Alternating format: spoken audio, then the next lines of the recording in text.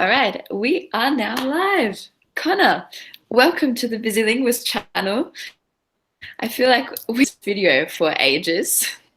Hey, it's taken a while for us to manage to coordinate and get it going, but yeah, delighted to be finally on Lina Vasquez's channel. So, hi everybody. I'm excited to have you here.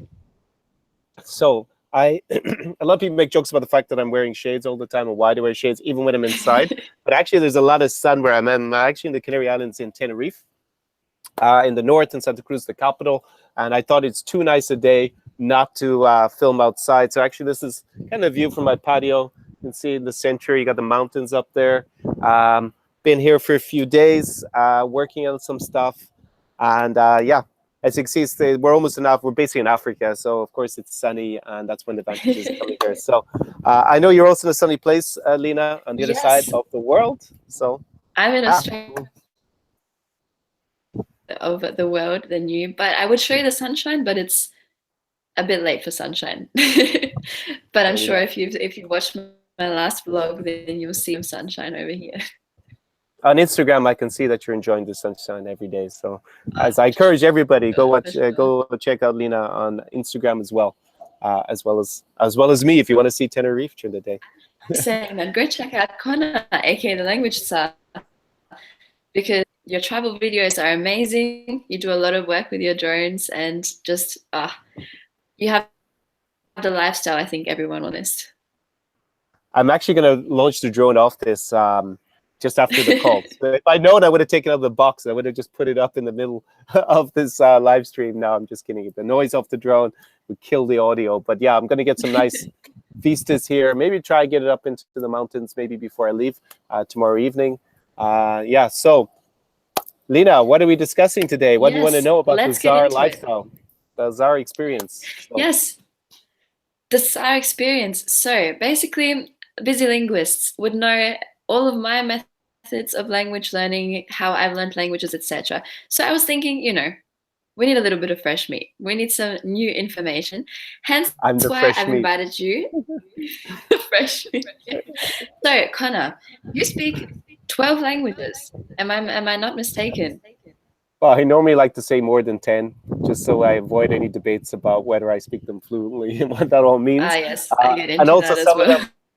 Some of them, to be honest, like Irish, I just had a conversation about how good is my Irish, because I was born in Ireland. And I went back and learned as an adult. But honestly, I have not spoken hardly a word in like 18 months. So if someone walks up to me and starts blabbering to me in something common Irish, I'm not going to be able to understand. So it also depends a little bit, like if I've been using the language, not all of them are super, super active.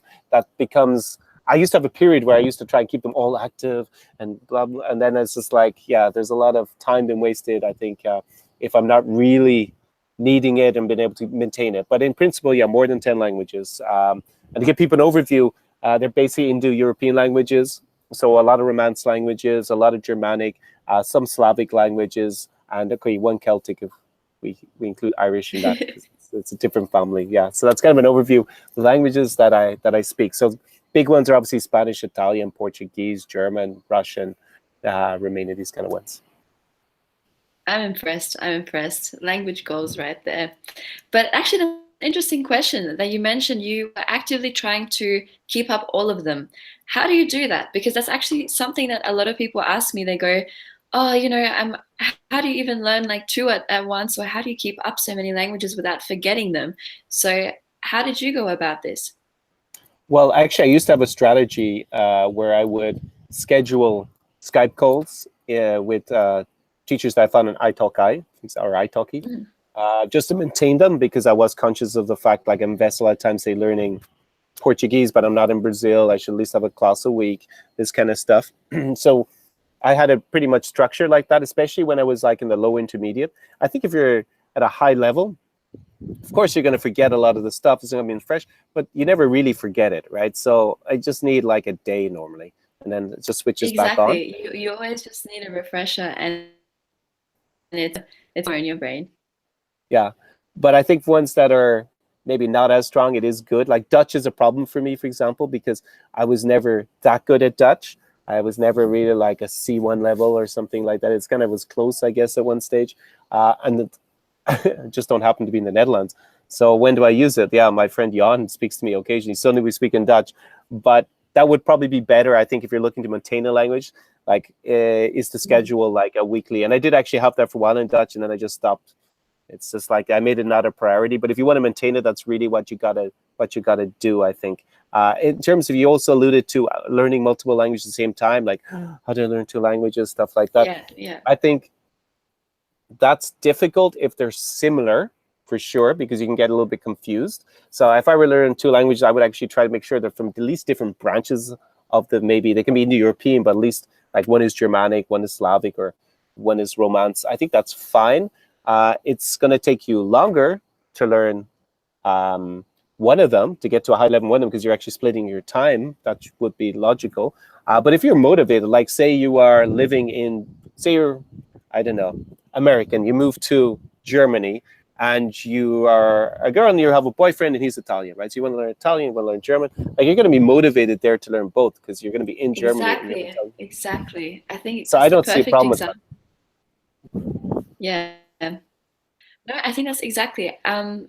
It's important, I think, that you split up sort of your study environment as well in that sense. I remember when I was studying last in Australia, and I was learning, what was I doing? I had French, I had Russian, I was practicing Spanish and Latvian, of course, and then I was trying to, yeah. Oh, and I was also doing German. And I think the biggest thing was as well, like you said, my level, for example, with French and Russian, they were on 2 completely different levels. And same with Italian then. So it was kind of like, my French was here, and my Russian and Italian were kind of both beginners, but they were completely different languages. And I had different connections. Like I knew, okay, Italian I associate with learning with this person. French I've associated with something else. And I think that was something that helped me personally as well. Excellent. Yeah, that's really what you should aim to do if you're trying to learn multiple languages at the same time. I think if you've never learned a foreign language before, it's probably good to start with just one and master that, rather than distracting yourself, because you're going to get a lot more out of it if you go all the way and learn it to a high level than if you learn it a little bit and then you start, kind of working a little bit on another one, and yeah, then you never really get to high level in any of them. I think that's what the risk is. But once you've already kind of passed that test and got it up to a good level in one, I think you can start learning multiple languages, depending what your interests are and your situation. Sure. So what would you say, why are you so successful? Has been the biggest driving factor, and what's something that you can, from all of your wisdom, pass on to other people who love languages and they're thinking, how did he become so successful? I think I should give a little bit of my backstory to kind of elucidate for people exactly where I'm coming from. So I'm Irish British. I was awful at languages at school. When I mean awful, I mean I sucked so badly. My 3 worst subjects in my high school exams were English, Irish, and French, the 3 languages. So I do not have any special talent that I grew up with, right? Basically, what happened is that I went on an Erasmus exchange. That's like an exchange program in university. I could not even order a sandwich on the train, even though I had French for so long, because I was that bad. But over the course of that year, I started to make progress. I was still doing all the kind of traditional methods of rote memorization, which was rubbish and it wasn't really helping me. But just by being in France, at least I started to learn.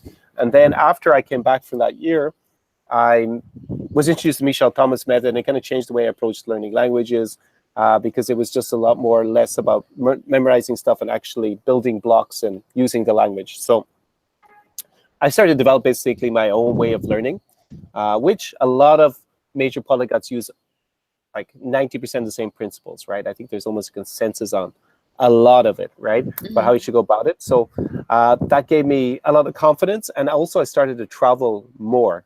So I started thinking, oh, well, now I'm going to Germany a little bit. So why don't I learn a little bit of German? Oh, I have a German girlfriend.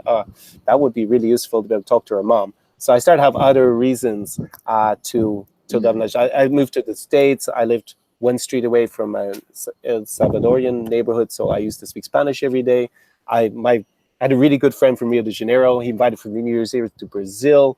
I loved Brazil. I was like, man, I want to learn Portuguese. So I started to get all these kind of, motivating, inspirational sources to learn the language. It's like before sitting with a book in in Ireland about French when I went to France like once every 2 years, and I didn't know anyone French around me. I didn't have any French media or something or any interest. Wasn't very inspiring. So basically, I started to get inspired by different things. I had Exactly. reasons. I had real pressing reasons, like I'm in France, I need to speak French. My girlfriend is German, I need to speak German to speak to her mom. They had all these kind of things to push me. And then when I started to travel, I started like to go to Brazil a lot, going also to the former Soviet Union. I kind of expanded my, I guess, range of languages a little bit. I started thinking a little bit more, not just have French and German, which are very popular. Um, and I just basically traveled and needed the language and built up relationships. I always emphasize people that building up relations to language is great for two reasons. One's obviously you get a lot of practice because you got to talk to the people or communicate with them, and also you're really motivated. Like if I like you, and even if you speak English, I'm going to want to learn your language, right? Because it's going to help a Yes. lot to understand the culture and to know you a lot better, right? So this is something that I think has been the driving force, at least in the beginning. And then, of course, I refined the methods I use. I started to use more online sources, like have a private tutor, and use Skype because it's a fraction of the price of having someone come in real life. I started a lot of YouTube videos for all these language learning gurus who were starting to pop up and suddenly give advice like, yeah, I understand what they mean. I should try this. I should stop doing that. So Yeah. then I started to refine the way that I approach languages. And I think I just incorporate them a lot into my life. I think that's real key to success. I don't aim obsessively to say I have to be C2 in every language. Like I'll give you an example, right? Because I didn't explain, actually, I'm a lawyer by profession. So this is also an important element of why I learned languages, because I worked at the European Commission in Brussels as a lawyer for the European Union, for the European Commission specifically. And I had colleagues from all the different member states. Now there are like 28 of them. And first of all, I made a promise that I'm going to visit every single member state of the EU because I have colleagues from all those countries, right? And I know to at least have gone to their country at least once. And then, of course, every day I was like, oh, my colleagues from Portugal. Then I go into another meeting with the guys from Spain.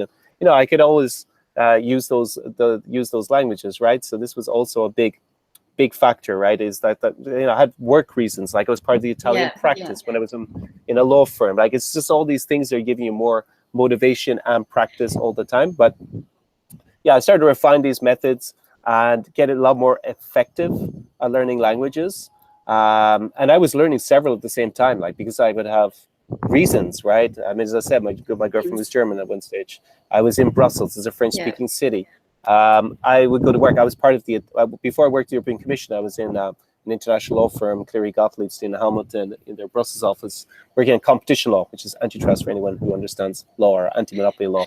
And I was actually working a lot with the Italian office because there was a huge professor was also partner in the firm, Mario Saragusa. And I remember he said, yeah, you should also work in the Italian team because you speak Italian. And yeah, so I would be on one or two cases, and Italian were really interesting. So I was like, wow, I'm really like working in Italian, right? So now I really, you know, I'm really motivated to get it like a legal version of it, right? Get it really high.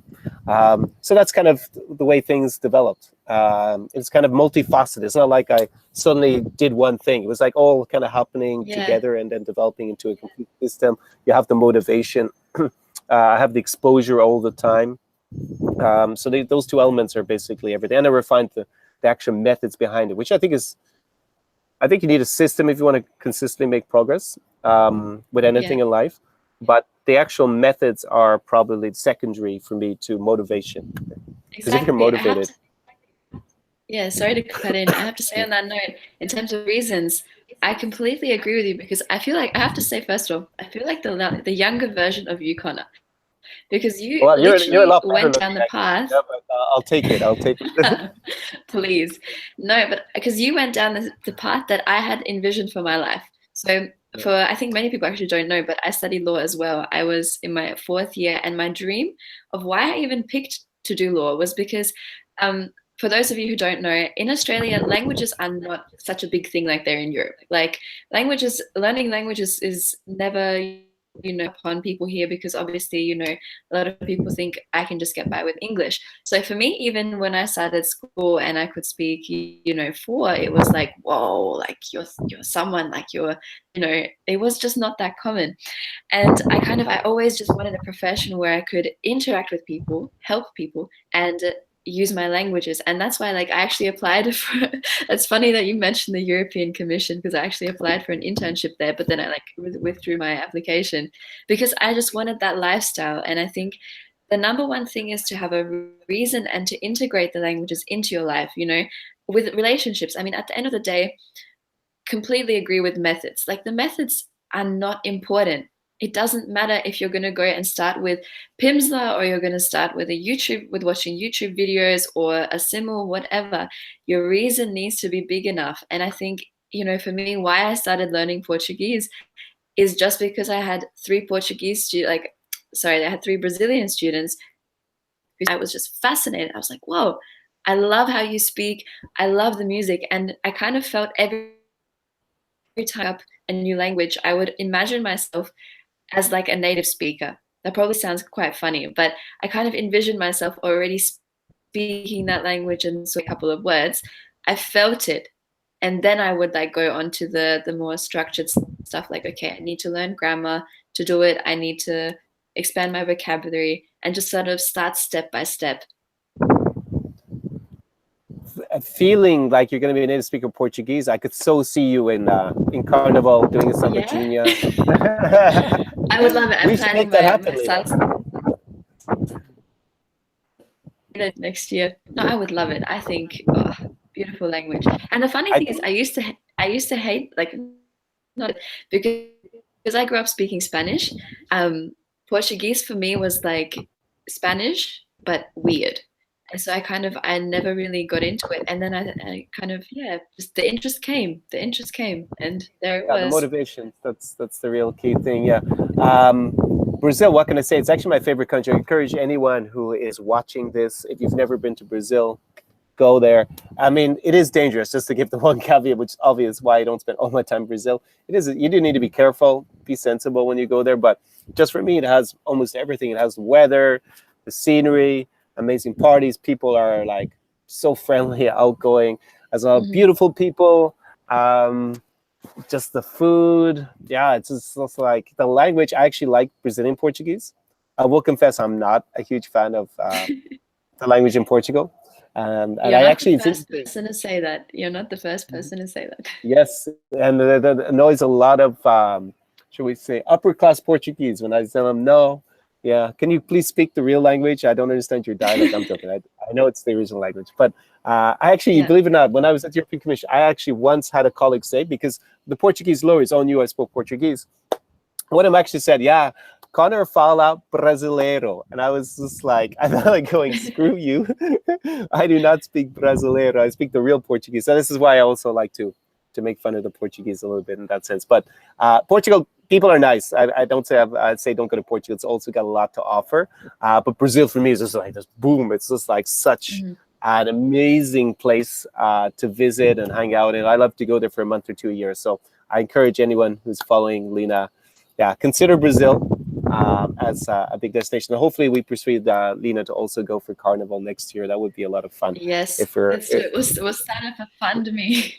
Get Lina to Carnival 2000. But yeah. So, Connor, to finish off, I didn't mention this to you before, but I'm going to... Are you ready for it?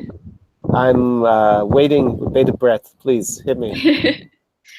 Okay, so with your 10 languages, we're going to practice some of them. So which ones do you speak that are different, actually? Which ones do we have in common? Well, I don't remember, but you speak French, Italian, German. Do you speak Italian, actually? I'm forgetting. Russian. Yeah, Spanish. My Russian's okay. I'll be honest. My Russian I can understand, but like as you said, I haven't spoken Russian in forever. Was speaking to a client, and I was like, it's coming back to me. It's coming back to me. So. No, хорошо. So, ty хочешь говорить на русском, на испанском, на португальском, немецком? Yeah. Yeah. Okay. Yeah. No, literally my first few days here in Australia have been like the following. If you watch my lives, I would speak to my mom, who doesn't speak German, in German, English, Latvian, and then some random Russian words will come in because mush. I think for any polyglot who says that, oh, I can just, speak this language and switch to that language, they're just lying. Because I will literally, погоди, ну погоди, я могу сказать, hold on. It was literally like this whole.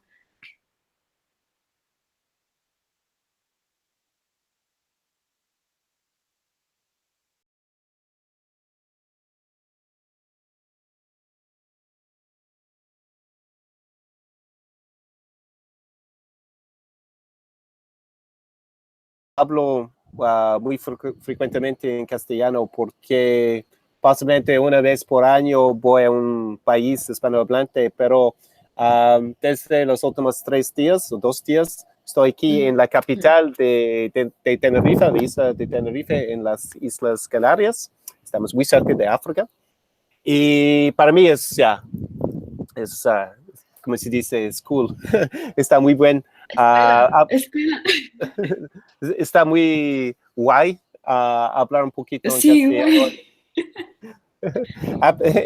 Aprendí mi español en los Estados Unidos, en Washington, D.C., porque estaba estudiando en la capital, muy cerca de un barrio salvadoreño. Entonces, todos los días iba a las tiendas, a los restaurantes ahí, y podía hablar en castellano. No tenía que hablar, pero quería practicar y aprender el idioma. Entonces, para mí fue interesante. Y soy irlandés que habla inglés como madre idioma, si puede ser, primer idioma. Pero estaba hablando en otro idioma en Estados Unidos todos los días. Entonces, es un idioma que no necesito mucho, la verdad, pero me gusta cuando estoy en el país de hablar. Es una otra experiencia, porque Tenerife es una isla muy turística. Personalmente no me gustaba mucho el sur. Estaba en el sur en una villa, una casa muy grande, con piscina y todo eso, con mis amigos, por el business, para un mastermind. Entonces fue agradable, pero después, el fin de semana en Playa de las Américas no es para mí, es extranjero, turístico, pero aquí hay mucha lluvia, entonces no hay mucho turista. Aquí en la capital es muy español.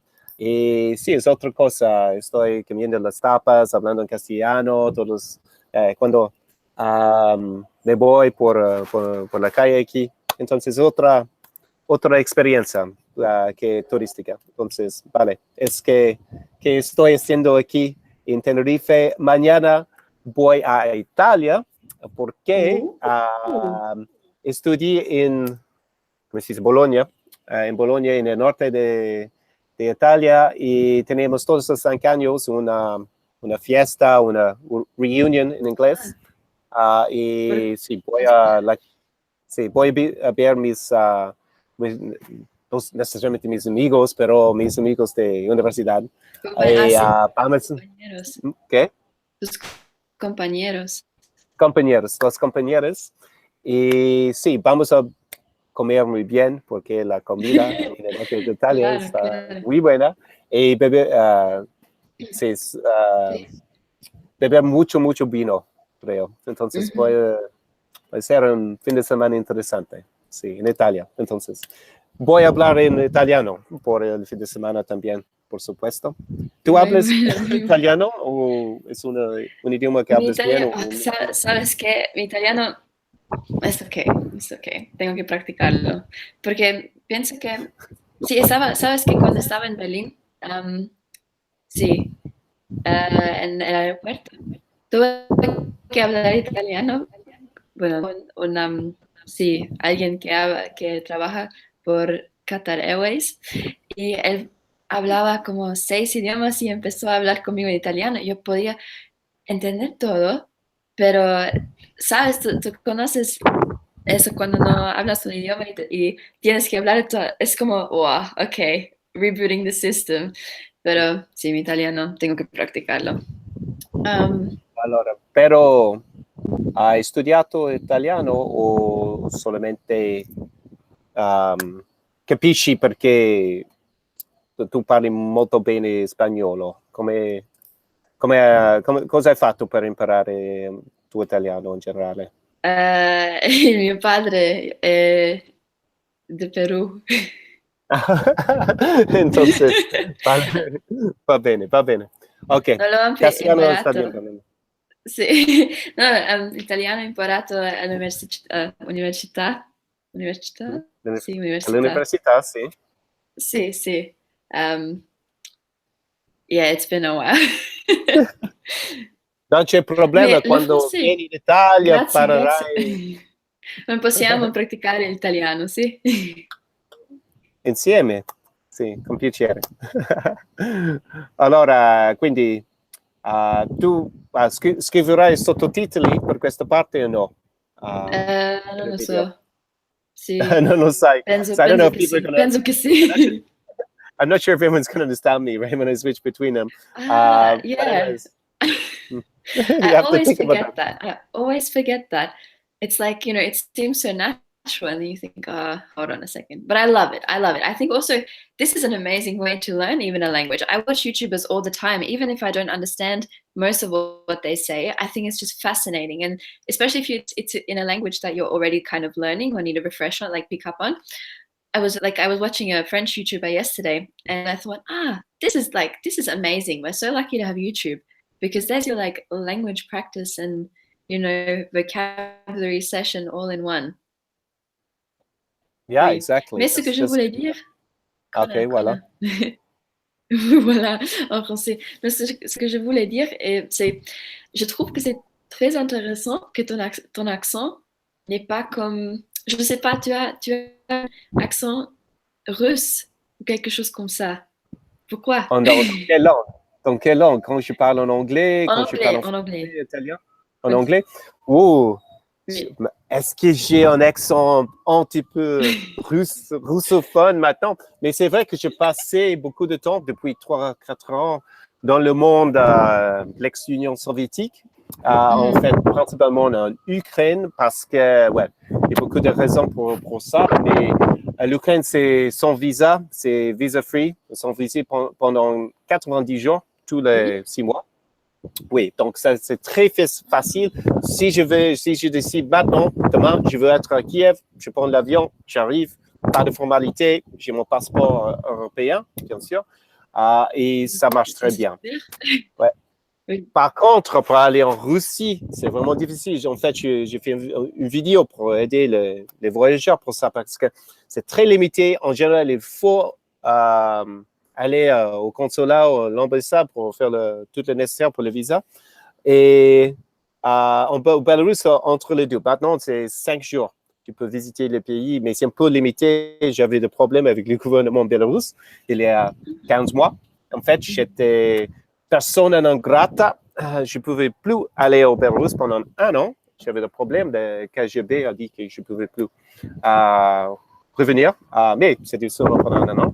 Mais comme ça, je parlais beaucoup en russe depuis 2-3 ans. Donc, peut-être ça, il y a un petit peu d'influence dans mon accent anglais. C'est vrai que je suis né en Irlande, mais je n'ai pas d'accent forcément irlandais en tout cas. Et après ça, j'ai étudié aux États-Unis, j'étais en France, en Italie, aux Pays-Bas, en Belgique, en Allemagne. Maintenant, je passe beaucoup de temps dans l'ex-Union soviétique, aussi en Roumanie. J'ai passé quelques mois. Et Et j'ai tu pris vas un peu de aller à la Lettonie aussi avec moi? La Lettonie. J'ai quelques bonnes mémoires, bons souvenirs de la Lettonie. J'ai visité Riga. En principe, c'était seulement Riga peut-être, parce que dans les pays baltes, je suis allé en Estonie, en Lituanie un peu plus. J'ai visité un peu plus, mais oui, en Lettonie, c'était seulement la capitale peut-être 3-4 fois. Le centre-ville est magnifique, bien sûr, Riga. Et Ah oui. c'est Et moitié les femmes russophone. aussi. Les femmes Les aussi femmes, les femmes, arrivent ouais, bon, un très bon exemple. Elles sont Un très bon exemple. Ils sont, mais toutes les femmes dans les pays baltes en général, ils sont jolies. Le moyen est aussi, aussi impressionnant. Comme en Ukraine, au Bélarus, en Russie, en Moldavie, dans ces pays comme ça. Même si, voilà. Donc, je ne me plains pas par rapport aux femmes dans la région, c'est vrai. J'ai eu beaucoup de relations et des Oui. bons souvenirs, des voyages romantiques, on peut dire. C'est vrai. Et Voilà. quand est-ce que tu as appris le français? Où et quand? Voilà, c'est une histoire Il y a quelques un peu années. difficile parce que j'ai commencé avec le français au lycée. J'étais complètement nul, comme je dis, dans la langue. Et après le lycée, je suis entré à l'université. J'avais des cours du français juridique, même si je ne parlais pas forcément le français. J'avais tout le vocabulaire pour les juristes. Oui, moi aussi, moi aussi. Quand j'étais en Allemagne, il y avait un cours, like a course, oui. Oui, avec le français juridique. Oh mon Dieu. Mais le français C'est juridique, pour difficile. un anglophone, ce n'est pas forcément très difficile parce que notre Oui, langage c'est vrai, c'est vrai. juridique a pris beaucoup de mots de français. Donc, c'était beaucoup plus difficile pour moi pour apprendre l'allemand juridique. L'allemand juridique, c'est vraiment horrible pour un anglophone. Mais ça, c'était Tu quelques as années vu après. mon vidéo? Est-ce que tu as vu mon vidéo euh, Sur sur quoi? sur l'expérience en Allemagne et en Australie avec oui, mes études à l'université. Et oui, les paroles en allemand sont comme par exemple ah, nee, ok, je ne me souviens pas, mais europäische so Vertragsrecht und Auslegung, les paroles sont très longues. Ja, ich weiß, es ist sehr, sehr schwierig auf Deutsch. Ich habe Ach so, du kannst die ja auch auf Antwort, Deutsch sprechen. ja, ich habe in München wie Anwalt für ein Jahr, 10 Monate Das gearbeitet wusste und ich gar gelebt. nicht. Du wusstest das nicht. Okay. Ja, ich kann auch Deutsch. Ich hatte eine Freundin aus Deutschland. Ach so. Ich glaube, sie ist in Bamberg ausgewachsen ein bisschen und dann nach Brüssel Ey, das angekommen. ist so Ja, sie ist einfach, lustig. ja. Und Bamberg, ich kenne Bamberg. ja, es ist eine kleine Stadt in Bayern. Und dann später, viel später, nach unserer Beziehung, ich habe diesen neuen Job, diese neue Arbeit wie Anwalt im Europäischen Patentamt in München gekriegt. Und dann ich bin nach München umgezogen. Und ja, das ist sehr schwer für mich. Mein Deutsch war ein bisschen zu viel Hochdeutsch-isch. Und ich konnte kein Bayerisch verstehen. Ich war ein bisschen komisch für die Leute. Du kommst nicht aus hier. Warum? Es ist ein bisschen, weil ich glaube, dass sie ein bisschen komisch gefunden haben, dass ich auf Hochdeutsch in den Clubs gesprochen habe, zum Beispiel. Ja, das ist nicht so locker, ja, und cool zu tun in München. Ja, und München ist eine große Stadt, aber wie ein kleines Dorf. So, die Leute kennen alle und es ist ein bisschen schwierig, für mich war ein bisschen schwierig, die neuen Leute kennenzulernen. Aber ja, nach 9 Monaten, ich habe einen super cooler Fitnesstrainer, Mahmoud. Er ist in Iran geboren, aber ist in München aufgewachsen. Er war, wie sagt man, ich habe dieses Wort vergessen, das ist Wrestler. Was ist Wrestler auf Deutsch? Ja, Wrestler, sag einfach. Vor der Kämpfer, keine Ahnung. der Mannschaft, der deutschen Mannschaft gemacht. Ja, war ein sehr cooler Typ. Okay. Und ich habe mit ihm neue Leute kennengelernt. Und das war sehr, sehr höflich für meine Erfahrung da in München. Ja, München ist sehr schön mit den Bergen, nicht weit. Du kannst Skifahren. Wir haben diesen Starnberger See oder etwas da, nicht weit von der Stadt. sehr reich. Ja, die Infrastruktur ist so gut da. Ja. Aber die Leute haben es ein bisschen unfreundlich gefunden, persönlich. Ja, also dazu muss ich sagen, also München ist erstmal die teuerste Stadt Deutschlands als erstes. Als zweites, Sicher? ich glaube, dass es, also wie als ich in München war und so in Bayern, ich war jetzt, keine Ahnung, 3, 4 Mal dort. Und ich muss sagen, ich glaube, die sind ein bisschen altmodisch. Also es gibt viele so ältere Leute, die da wohnen und die sind sehr religiös, so ein bisschen gläubig, muss ich sagen. Die haben zum Beispiel so ganz viele, ja, christliche Festen, die man in anderen Bundesländern vielleicht nicht so feiert. Ja. Und ich glaube, Ja. vielleicht liegt es auch daran. Zum Beispiel, wenn man das mit Berlin vergleicht, Berlin ist ja so voll mit jungen Leuten. Das ist so Startup Central und Ja, ja. ja, Ja, da es bin ist ich. ein anderes Land da in Bayern. Es ist mehr konservativer, kann man auf Deutsch sagen, ja. Und Ja, Berlin ist konservativ. so liberal und Bayern ist so konservativ, ja. Aber es ist Ja, immer ja. Deutschland, aber ja, die Deutschland ist liberale ja, Leute ja interessant. nach Berlin fahren, weil ja in Bayern ist es echt konservativ. Ja, das liegt meine Sache da, liegt mein Ding. Ja, Da für lange Zeit zu wohnen. Aber ja, ich habe viel Spaß da in den letzten 6 Monaten gemacht. Sie war nicht so schlecht, ich muss sagen, ja auch.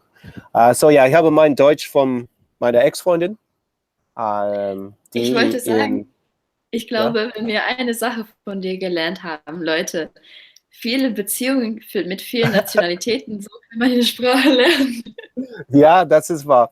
Wir haben einen Witz zwischen uns mit meiner Freundin hier. Wir haben einen anderen Freund, Lukas, und wir sagen, dass er hat Freundinnen, um die Sprachen zu lernen. Und Connor hat Sprachen, um die Freundinnen kennenzulernen oder zu machen. Ja? Ja, ja. Warum spreche ich Portugiesisch zum Beispiel? Ja, ich liebe Brasilien, aber die Frauen in Brasilien, die finden auch sehr schön und auch die Ja, Mentalität. klar. Und ich muss mit dieser Frau sprechen. Ja, und in Brasilien sehr wenig Leute gut Englisch sprechen können. Für dich war auch interessant. Ich bin in Südbrasilien, wo ich auf Deutsch gesprochen habe. Wir haben ein paar Städte in Südbrasilien, wo die Leute noch heute auf Deutsch sprechen. Du kannst auch Polnisch finden, Ukrainisch, Italienisch. Es Ich war weiß, sehr es gibt auch interessant. viele, ja, viele lettische Leute wohnen auch in Brasilien. Vielleicht, ja. Aber sprechen diese Leute noch auf Lettisch oder sie sprechen nur Portugiesisch? Weil diese Nee, Leute ich in glaube, sie Südbrasilien waren sprechen. zwei Sprachen. Ja. Mhm, War mhm. interessant. Ja, Und ich warum weiß spreche es ich nicht Griechisch? genau. Ja, Entschuldige. ja. Nee, nee, kein Problem. Mach weiter. Я говорю по-русски и чуть-чуть по-украински, потому что девушки э, в, в Украине, в России, в Беларуси, в Центральной Азии очень красиво, да. Ja, И я очень часто там wir путешествую. знаем, Conor. И ты знаешь, например, наша Лина из бывшего Советского Ist Союза тоже Latte, так. Latte. Латвия, да. Из Риги. Так-то, конечно, сейчас, я думаю, много более людей в России, молодые говорят хорошо на английском, но, может быть, 5 лет назад очень-очень мало людей говорили по-английски. Так я должен изучить русский язык. И всегда там я говорю по-русски. Но в Львове, например, я говорю по-украински. На русском это лучше там. Но можно на русском, это без проблем, но мне нравится говорить языки из города тоже. Не так я из Киева, я из Одессы, когда я в Львове, я из Львова. Я не знаю, как это называется на русском. Человек из Львова. Одессит из Одессы, но Львовит, не знаю. Но я хочу это отношение сюда. Это. И Давай. где ты сейчас живешь? Да, живешь? Сегодня Лина, я живу в Тенерифе, потому что у меня Да, это я знаю, я знаю. красивая квартира здесь. Но серьезно, обычно я живу летом в Украине, в принципе. Год назад я жил в Львове, потом 3 месяца в Одессе, на юге Украины. И я думаю, тогда еще раз я буду в Одессе жить. Может быть, 2-3 месяца, это лето. И потом в Румынию. И зимой это лучше в Бразилии жить, потому что там солнце, пляжи. И когда погода здесь в Европе очень плохая, минус 20 в Украине или в Германии, там идет снег, я на пляже в Рио-де-Жанейро, и 25-30 градусов там. Но, в принципе, я живу половина, не половина, может быть, 2-3 месяца в Бразилии и 9 месяцев в Европе и на востоке Европы, более чем на западе сейчас. Но не всегда в Украине. Тоже в этом году я поехал в Беларусь 4 раза уже. Так, и было... Connor. Okay, we've lost Connor. Connor left the group chat. Okay. But yeah, so we have viewers. Guys, do you have any questions for us or anyone watching? What languages do you speak? I just noticed, yeah, you probably anyone who doesn't speak Russian or French or anything, probably you're watching and you're thinking, what are they even saying? But yeah, this happens. Technical problems happen. Where is Connor gone? Anyway, but yeah, I think we might just cut it here. I hope you guys enjoyed this chat and learn like the language tsar. And leave any comments if you have any questions for me or Connor. I'll leave links to his Instagram, Facebook, YouTube channel so you can check him out. And otherwise, I'll see you guys on the next episode of Learn Like X Polyglot. Bis dann, Leute. Ciao.